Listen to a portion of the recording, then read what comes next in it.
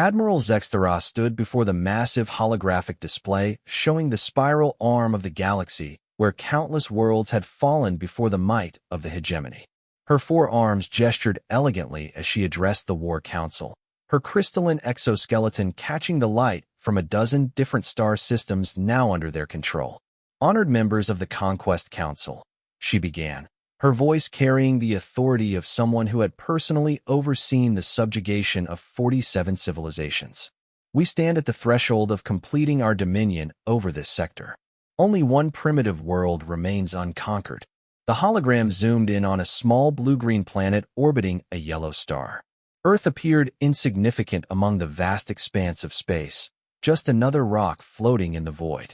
Several council members shifted in their biomechanical chairs, their interest barely concealed behind diplomatic facades. General Thakmar, whose species resembled a cross between a mantis and a rhinoceros, leaned forward with obvious eagerness. "Admiral, surely this world poses no challenge. Our scouts report they have barely achieved interplanetary travel. They still use chemical propulsion and metal projectiles as weapons." A ripple of what humans might have recognized as laughter passed through the assembled beings. The hegemony had conquered civilizations that could manipulate gravity, bend space-time, and harness the energy of entire stars. What possible threat could a species that had only recently learned to leave their own atmosphere present? Admiral Zextera's mandibles clicked thoughtfully. "Indeed, General, their technology appears primitive by our standards. They have no energy shields, no plasma cannons, no faster-than-light communication networks. They fight wars with explosives and kinetic weapons. They have not even achieved unity among their own species."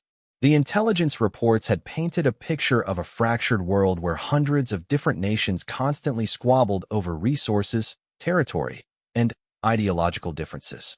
Their militaries were scattered across dozens of separate command structures, with no unified defense system. They had managed to place some basic satellites in orbit and had established a few small research stations on their moon, but nothing that would suggest they posed any threat to an interstellar empire. Counselor Veltana, whose species had perfected the art of psychological warfare over millennia, tapped her elongated fingers against the table. "Admiral, while I agree the conquest should be straightforward, I must ask why we are bothering with this world at all. Surely our resources would be better spent consolidating our existing territories or expanding into more promising systems." The question was reasonable. The hegemony typically targeted worlds rich in exotic materials, advanced technology, or strategic positioning. Earth seemed to offer little beyond basic organic compounds and common metals. Its location was not particularly advantageous for controlling shipping lanes or establishing forward military bases. Admiral Zextera's expression grew more serious. "Counselor, you raise a valid point. However, our long-range surveys have detected something unusual about this world. The humans, as they call themselves, possess a level of genetic diversity that is unprecedented among sentient species. Most civilizations we have encountered show clear signs of evolutionary bottlenecks or genetic manipulation. The humans appear to have maintained remarkable biological variety." She manipulated the hologram to show detailed biological scans of human populations across the planet. The data was indeed unusual. Where most species showed genetic markers indicating either artificial enhancement or natural selection pressure that had narrowed their gene pool, humans displayed an almost chaotic level of variation. Furthermore, the Admiral continued, "Preliminary psychological profiles suggest they possess certain mental characteristics that could prove valuable for our purposes. They show an unusual capacity for adaptation, innovation under pressure, and what our xenopsychologists term irrational persistence in the face of overwhelming odds." General Thakmar snorted dismissively. "Irrational persistence sounds like a polite way of describing stupidity, Admiral. Any species that fights hopeless battles instead of surrendering logically is simply too primitive to understand the futility of resistance." "Perhaps," Admiral Zextera conceded. "But consider this. They have survived multiple extinction-level events on their world, including asteroid impacts, supervolcanic eruptions, and ice ages that would have wiped out most other species. They have adapted to live in virtually every environment on their planet, from frozen wastelands to scorching deserts to the depths of their oceans. This suggests a level of resourcefulness that might prove useful once they are properly integrated into our empire. The council members exchanged glances. The hegemony had always prized useful traits in conquered species. The Zinthri had provided advanced metallurgy techniques. The Quell had contributed sophisticated biotechnology. The Macran had offered unprecedented skills in quantum engineering. If the humans possessed unique adaptive capabilities, they could indeed prove valuable as subjects. Counselor Veltana leaned back in her chair. Very well, Admiral. Assuming we proceed with the conquest, what timeline are you proposing? Standard subjugation protocol, Admiral Zexthara replied without hesitation. We deploy the Third Fleet to establish orbital supremacy, broadcast surrender demands in their primary languages, and give them 72 hours to comply. When they inevitably refuse, we demonstrate our superiority by neutralizing their most significant military installations. After they witness our technological advantage, we expect formal surrender within a week. It was the same pattern that had worked successfully for decades. Most civilizations, when faced with technology centuries ahead of their own, chose submission over annihilation. Those that did not quickly learn the futility of resistance when their most advanced weapons proved ineffective against hegemony shields and armor. The vote was unanimous. The conquest of Earth would proceed according to standard protocols, with the Third Fleet departing within the next planetary cycle. Admiral Zexthara was granted full authority to conduct the operation as she saw fit, with the expectation that the humans would be incorporated into the Empire within a month. As the Council dispersed, Admiral Zexthara remained before the hologram, studying the small blue world that would soon join the hundreds of others under hegemony control. She felt the familiar satisfaction of another successful campaign ahead, the knowledge that she would soon add another victory to her already impressive record. The intelligence reports sat before her, filled with data about human military capabilities, population centers, and industrial capacity. Everything indicated this would be among the easiest conquests in hegemony history. The humans had no orbital defenses, no energy weapons, no unified command structure. They were a fractured species barely capable of cooperating among themselves, let alone mounting an effective defense against an interstellar empire. What Admiral Zexthara and the Conquest Council could not know, what their advanced sensors and sophisticated analysis had failed to detect, was that they were about to encounter something entirely outside their experience. They had conquered civilizations that were more advanced, more unified, and more logically organized than humanity. But they had never faced a species that combined desperation with creativity, fear with fury, and an absolute refusal to accept defeat even when defeat seemed certain. The Third Fleet began preparations for departure, confident in their overwhelming superiority and expecting to add another easy victory to the ever-expanding hegemony. In their thousands of years of conquest, they had never encountered anything that could seriously threaten their dominance. They had no reason to believe this small, primitive world would be any different from all the others that had fallen before their might. The massive shapes materialized at the edge of Earth's solar system like nightmares given form. The Third Fleet of the hegemony consisted of 12 dreadnoughts, each one larger than any structure humanity had ever built. Their hulls seemed to absorb light rather than reflect it, creating dark silhouettes against the star field that spoke of technology beyond human understanding. Admiral Zexthara observed from the bridge of her flagship the inevitable conquest as her fleet moved into position. The journey from hegemony space had taken only days using their quantum displacement drives, while the primitive humans would require months to travel the same distance with their chemical rockets. Admiral, reported Navigation Officer Krell-Tun, we have achieved optimal positioning. All vessels report ready status for the demonstration phase. The demonstration phase was standard procedure. Rather than immediately demanding surrender, the hegemony had learned that a show of technological superiority often shortened conflicts considerably. They would perform maneuvers impossible with conventional physics, deploy energy fields visible from the planet's surface, and conduct precision strikes on uninhabited targets to display their capabilities. Initiate planetary communication protocols, Admiral Zexthara commanded. broadcast on all frequencies their primitive equipment might detect. Within minutes, every radio telescope, satellite dish, and communication array on Earth was receiving the same message, translated into dozens of human languages through their advanced linguistic analysis systems.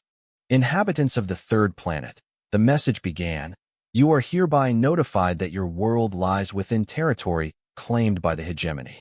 You have 72 of your planetary rotations to surrender all military assets and submit to incorporation into our empire. Any resistance will be considered an act of aggression and dealt with accordingly. This is your only warning." The reaction on Earth was immediate and chaotic. Government leaders convened emergency sessions while military commanders scrambled to understand what they were facing. Observatories around the planet confirmed the presence of massive objects at the system's edge, objects that defied every law of physics humanity understood. Dr. Sarah Chun stood in the command center of the North American Space Defense Network, staring at readings that made no sense according to everything she knew about engineering and physics. The objects showed up on radar, but seemed to bend electromagnetic waves around themselves in ways that should have been impossible. "General Morrison," she said to the grizzled military commander beside her, "these ships are violating basic thermodynamics. They're generating energy fields that should require the output of an entire power plant. But our sensors detect no heat signature, no exhaust, no electromagnetic emissions consistent with known propulsion systems."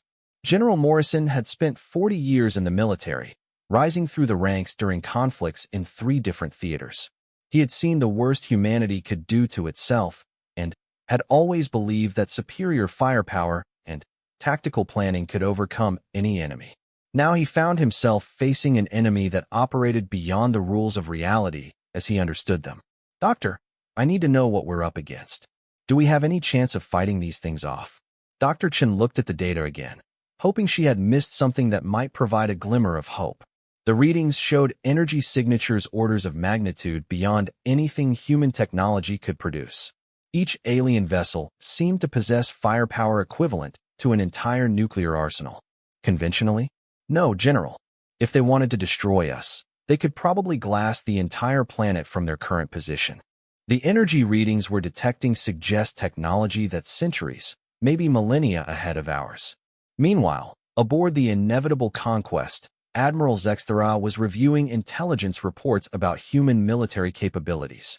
The data confirmed what their initial surveys had suggested. The humans possessed nuclear weapons, kinetic projectiles, and some basic orbital platforms, but nothing that could threaten ships equipped with quantum shields and self-repairing hull systems. "Admiral," Communications Officer Nextdow reported, "we are detecting massive communication activity across the planet. It appears they are attempting to coordinate some form of response." Admiral Zexthera found this mildly amusing. The humans' fractured political structure meant that achieving any kind of unified response would be difficult under the best of circumstances. Under the pressure of an alien invasion, she expected their coordination to become even more chaotic. "What is the nature of their communications?" she asked. "Most transmissions appear to be between military commands and government leaders. However, we are also detecting significant activity among civilian populations. They seem to be sharing tactical and technical information through their global communication networks." This was slightly unusual. In most conquests, civilian populations either panicked immediately or waited passively for their governments to decide their fate. The humans appeared to be taking a more active role in analyzing the threat and sharing information. On Earth, something unprecedented was happening. Despite decades of international tensions and territorial disputes, humanity was beginning to unite in the face of an existential threat. Military leaders who had been adversaries the day before were now sharing intelligence and coordinating responses. Scientists from competing nations were collaborating on crash programs to understand alien technology. Dr. Chin found herself in constant communication with researchers around the world. The international scientific community had formed spontaneous working groups, sharing data and theories in real time through secure networks. What they were discovering was both terrifying and fascinating. "The alien ships are definitely using some form of exotic matter," reported Dr. Yuki Tanaka from the Japanese Space Agency. Our gravitational sensors are detecting distortions that suggest they're manipulating space-time itself for propulsion. Confirmed, added Dr. Eric Lindqvist from the European Space Observatory. But here's what's interesting. The energy signatures show fluctuations. Whatever they're using for power isn't completely stable. There might be vulnerabilities we can exploit. Meanwhile, military leaders were having similar conversations. Despite their limited capabilities compared to the alien fleet, they were beginning to formulate strategies that went beyond conventional warfare. "We can't fight them ship to ship," acknowledged Admiral Sarah Fletcher of the Global Naval Command. "But they don't understand how we fight. Every conflict in human history has taught us to use terrain, deception, and asymmetric tactics when facing superior forces." General Morrison nodded grimly. "They're giving us 72 hours. That's enough time to evacuate critical infrastructure and prepare defensive positions. If they want this planet, they're going to have to come down and take it."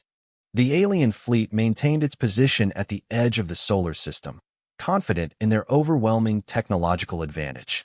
They had given the humans time to contemplate the futility of resistance, expecting that rational beings would choose survival over a hopeless fight. What they failed to understand was that humanity's greatest strength had never been superior technology or rational decision-making. Throughout their history, humans had survived not because they were the strongest or smartest species on their planet, but because they refused to give up even when logic suggested they should. As the 72-hour deadline approached, the aliens prepared for what they expected would be a brief display of force followed by surrender.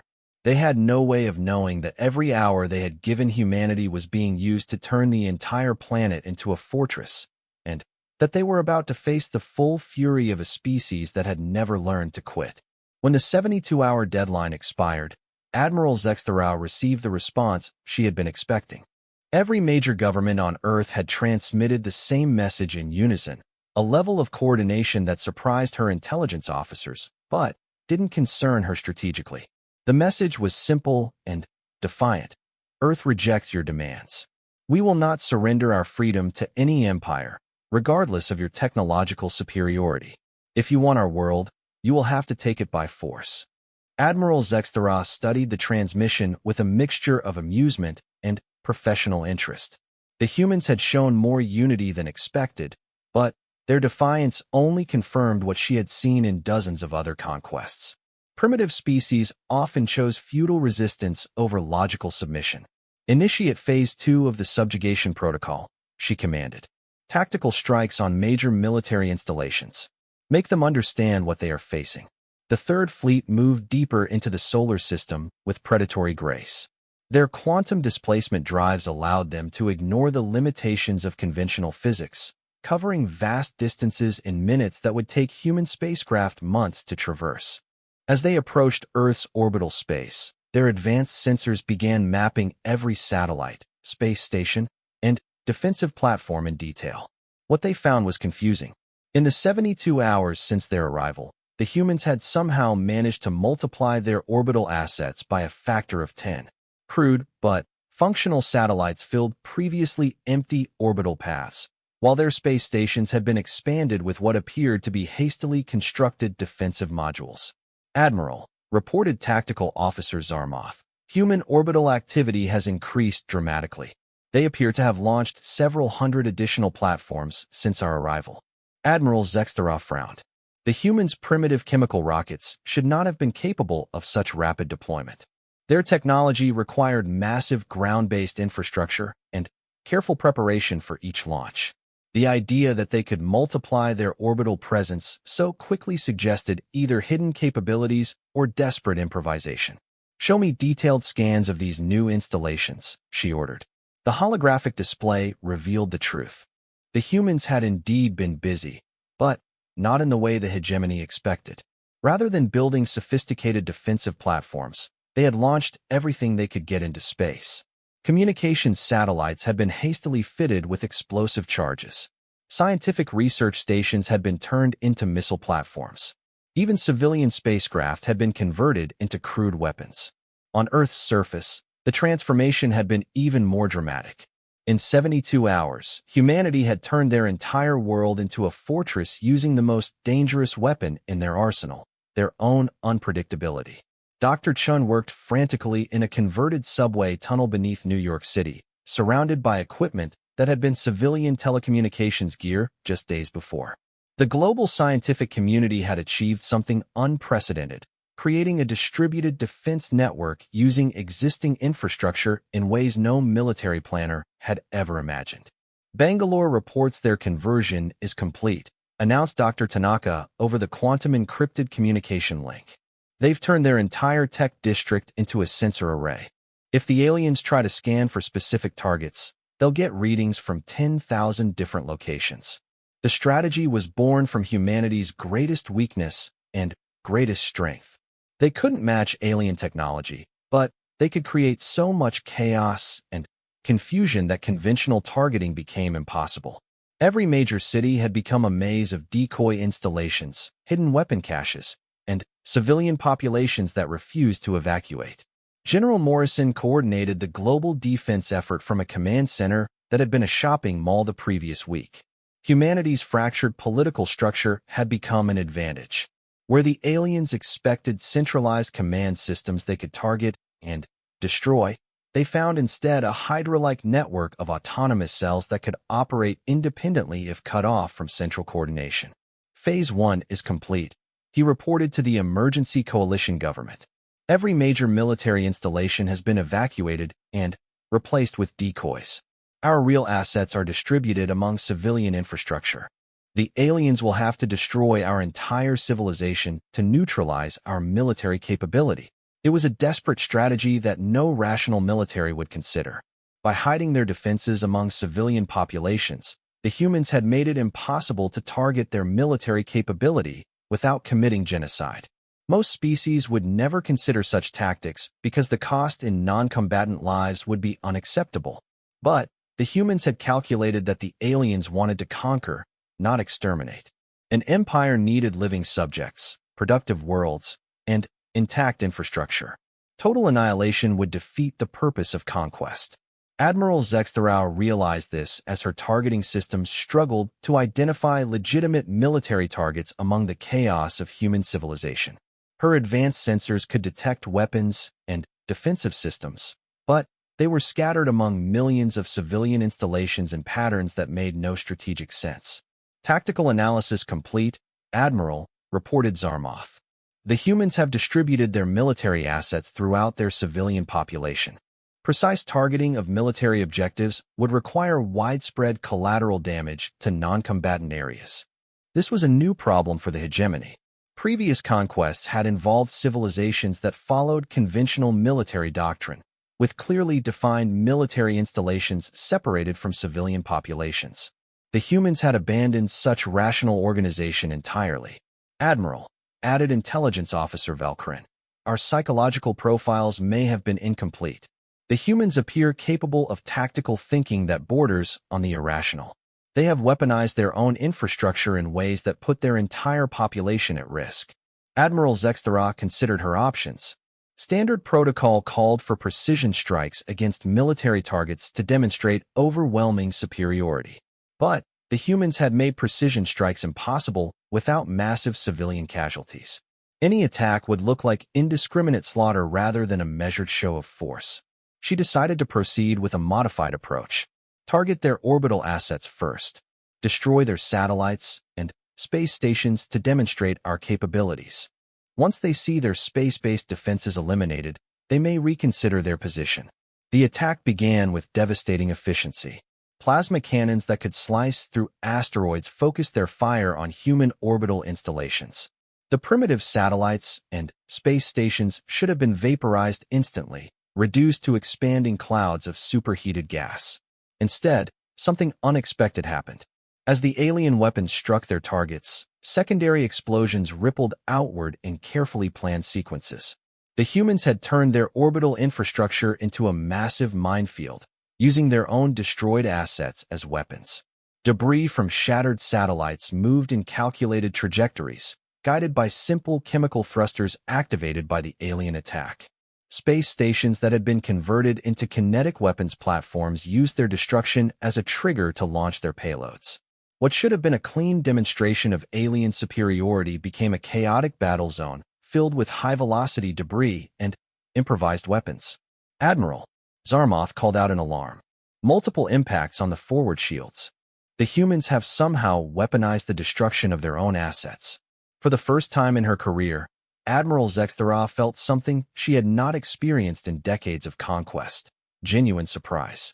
The humans had turned their technological inferiority into a tactical advantage, using the aliens' own overwhelming firepower against them.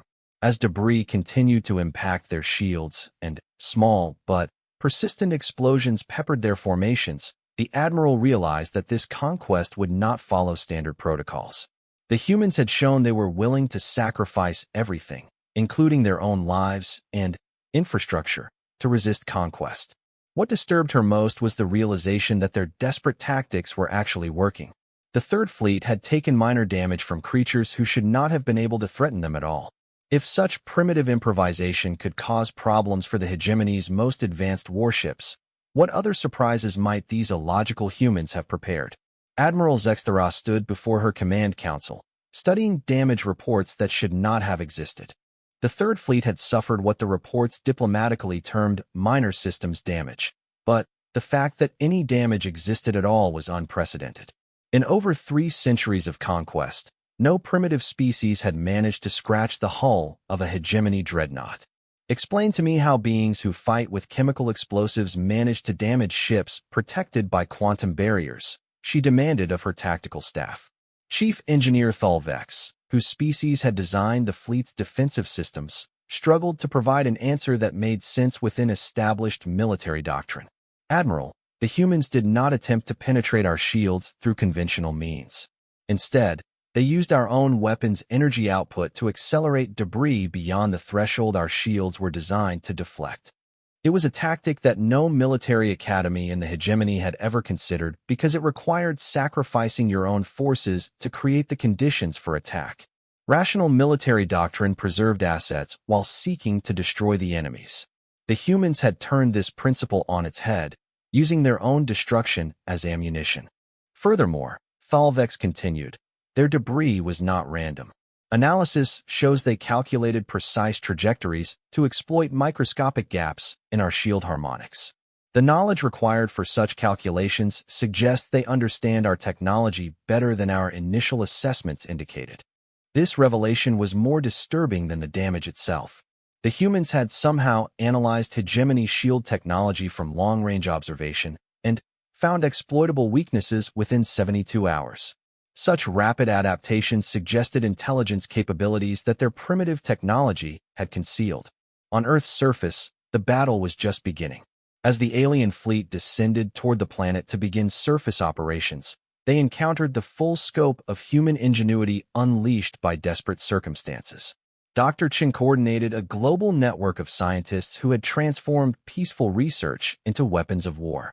Particle accelerators had been converted into crude but effective energy weapons. Radio telescopes had become high-powered microwave transmitters. Even civilian cell towers had been modified to create interference patterns that disrupted alien communications. Beijing reports successful implementation of the resonance protocol, she announced to the Global Defense Network. Their modified earthquake monitoring system is generating subsonic pulses that interfere with alien propulsion signatures. The transformation of Earth had been thorough and ruthless. Humanity had abandoned every convention of civilized warfare and embraced total war in its purest form. There were no non-combatants because everyone was a combatant. There was no protected infrastructure because everything had become a weapon. General Morrison watched from his mobile command post as the first alien shuttles descended through Earth's atmosphere. The hegemony forces moved with the confidence of a species that had conquered hundreds of worlds, expecting organized military resistance they could efficiently crush. Instead, they found chaos that followed no recognizable pattern. Anti-aircraft missiles launched from suburban neighborhoods. Laser designators operated by children-guided improvised weapons. Shopping centers and office buildings concealed manufacturing facilities producing crude but effective explosives. The aliens' advanced sensors, designed to penetrate the most sophisticated camouflage, were useless against enemies who hid their weapons in plain sight among civilian infrastructure. A grocery store might contain a missile battery in its basement. A school could conceal a communications hub in its gymnasium. A hospital might house a chemical weapons laboratory in its research wing. This is madness, General Thakmar reported to Admiral Zexthara as his ground forces struggled to establish secure landing zones. The humans have militarized their entire civilization. Every building is potentially a fortress, every civilian a potential combatant. Our tactical doctrine assumes rational separation between military and civilian targets. Admiral Zexthara reviewed battlefield reports that grew more confusing by the hour. Hegemony forces had achieved air superiority within minutes, but ground control remained elusive. Human resistance didn't collapse when their command centers were destroyed because they had no centralized command. They didn't surrender when cut off from reinforcements because their entire population was their reinforcement. Admiral, reported intelligence officer Velkrin, we have intercepted human communications that suggest they have prepared additional defensive measures. They refer to something called scorched earth protocols and dead man switches throughout their global infrastructure. The intercepted communications painted a picture of a species willing to destroy their own world rather than see it conquered. Nuclear power plants had been rigged to contaminate vast areas if captured. Chemical facilities had been prepared to release toxic clouds that would make entire regions uninhabitable. Even their global positioning satellites had been programmed to crash into population centers if their control networks were compromised. It was a strategy that violated every principle of rational warfare. The humans were threatening to make their own world worthless to any conqueror, even if it meant destroying everything they had built over thousands of years of civilization. As the battle raged across Earth's surface, something unprecedented was happening in hegemony military history. Despite their overwhelming technological superiority, the Third Fleet was not achieving decisive victory. For every human position they destroyed, 3 more appeared in unexpected locations.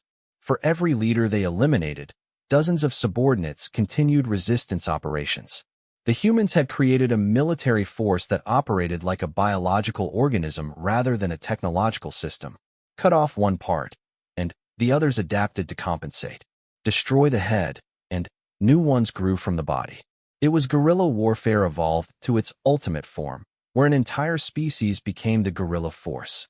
Dr. Chun transmitted a message that reached every corner of the global resistance network, repeating the words that had become humanity's rallying cry. They can break our bodies, destroy our cities, and shatter our technology, but they cannot defeat an idea. The idea that freedom is worth any sacrifice. The idea that no empire, no matter how powerful, has the right to enslave another species. The idea that humans bow to no one. Admiral Zexthara realized her invasion had become something entirely outside hegemony experience. This was not conquest, but mutual destruction, with the humans seemingly prepared to annihilate themselves rather than submit. Her forces had the capability to sterilize the planet, but that would defeat the purpose of adding a productive world to the empire. For the first time in her career, she faced the possibility that the hegemony might fail to conquer a primitive species not because they lacked the power to do so, but because the cost of victory exceeded the value of the prize. The humans had turned their own desperation into a weapon more effective than any technology. As reports continued to arrive detailing escalating human resistance and mounting hegemony casualties, Admiral Zexthara began to understand why this small blue world might prove untouchable. It was not because the humans were too strong to conquer, but because they were too willing to die to make conquest pointless. The final phase of the battle for Earth began not with a massive assault, but with a single message transmitted across all hegemony frequencies. Dr. Chun, broadcasting from a hidden bunker beneath the ruins of Geneva, addressed Admiral Zexthara directly.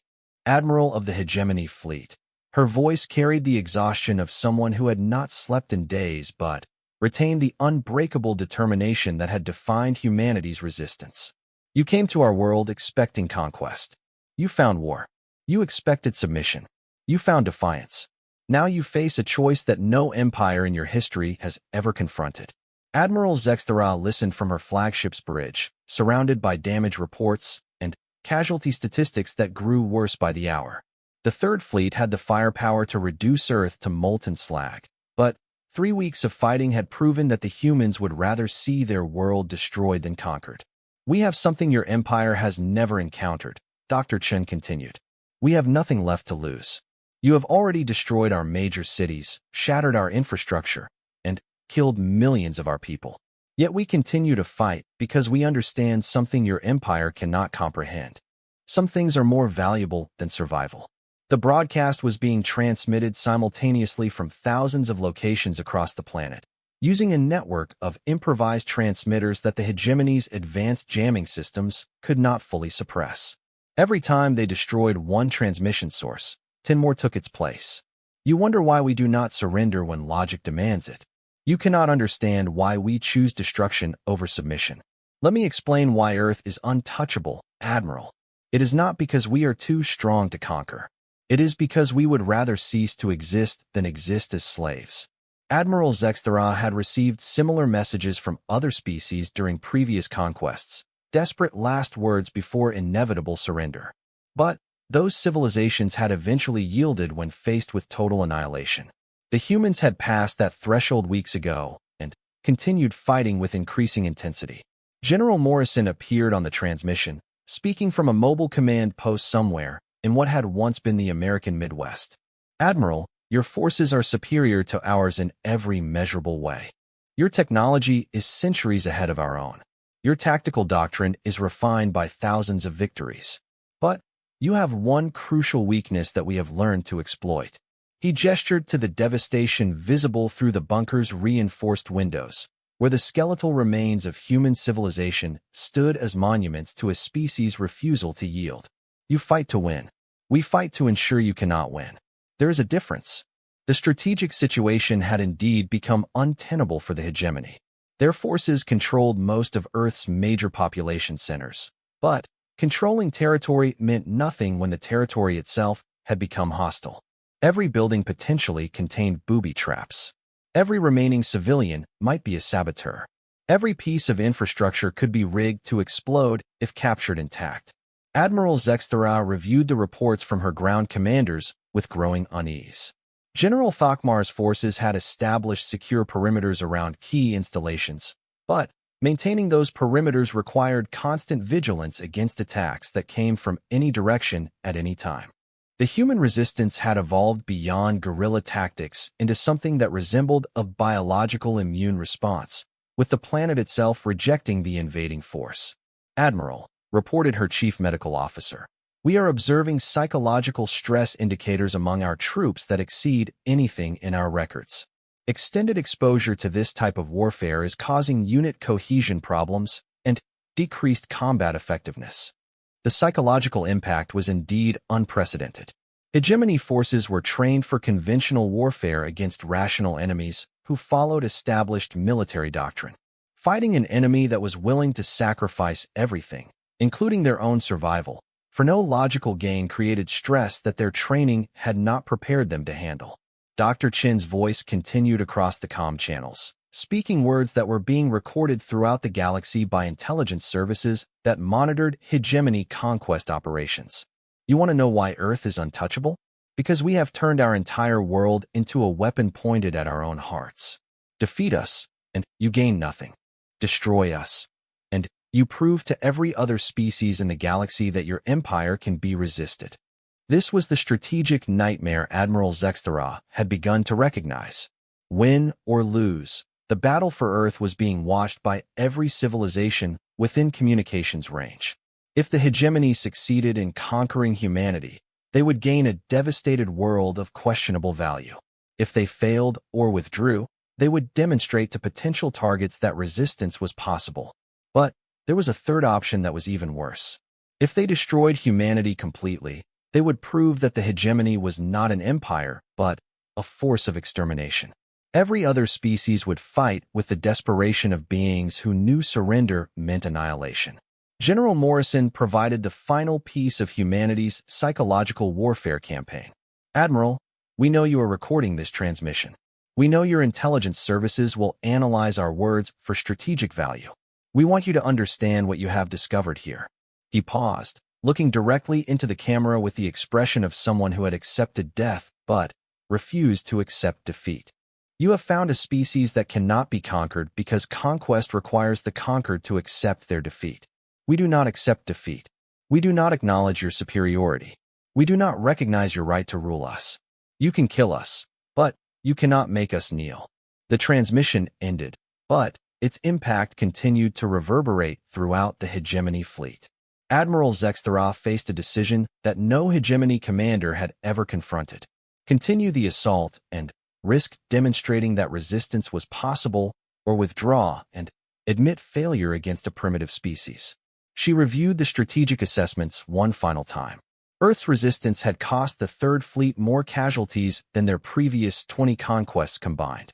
The humans had no hope of military victory, but they had achieved something far more dangerous. They had proven that the hegemony could bleed. "All ships," she announced to her fleet commanders, "prepare for withdrawal to the system perimeter. Establish long-range containment protocols around the human homeworld." The decision rippled through the hegemony fleet with the shock of absolute novelty. For the first time in their empire's history, they were retreating from a species they could have destroyed. Not because they lacked the power to continue, but because the humans had made victory meaningless. As the Third Fleet withdrew to the outer system, Admiral Zextera transmitted her final report to the Conquest Council. "The subjugation of Earth has been indefinitely postponed. Recommend reclassification of the human homeworld as a restricted zone. Further conquest attempts inadvisable due to strategic considerations." The report would spark debates throughout the hegemony about military doctrine, imperial policy, and the true meaning of conquest. But, on Earth, the surviving humans began the long process of rebuilding their shattered world, knowing they had accomplished something unprecedented in galactic history. They had faced an empire that had conquered thousands of worlds and forced it to blink first. They had turned their weakness into strength, their desperation into victory, and their willingness to die into the ultimate reason to live. Earth had become untouchable not because it was too strong to conquer, but because its people had proven that some things were indeed worth any sacrifice. In choosing to risk everything rather than surrender anything, humanity had discovered a form of power that no technology could overcome. The galaxy would remember this lesson. When other species faced impossible odds against overwhelming force, they would remember that somewhere among the stars, a small blue world had looked into the face of an empire and refused to bow. They had learned that freedom was not given by the strong to the weak, but taken by the determined from the powerful. Admiral Zextera's final log entry contained words that would echo through the corridors of power in the hegemony for generations to come. "We have encountered something beyond our experience. A species that weaponizes its own extinction. Earth remains unconquered not because we cannot destroy it, but because destroying it would serve no purpose. They have turned our strength into our weakness by refusing to be defeated. The humans have taught us that there are fates worse than death, and worse than defeat. The worst fate is discovering that your victory is meaningless." Earth floated in the darkness of space, scarred but unbroken, home to a species that had faced the impossible and emerged victorious through the simple act of refusing to lose. The hegemony ships remained at the system's edge, maintaining their blockade but no longer threatening invasion. They had learned the hard lesson that conquest requires consent, and humanity's consent was not for sale at any price. The galaxy watched, and learned, and remembered. The age of easy conquest was over.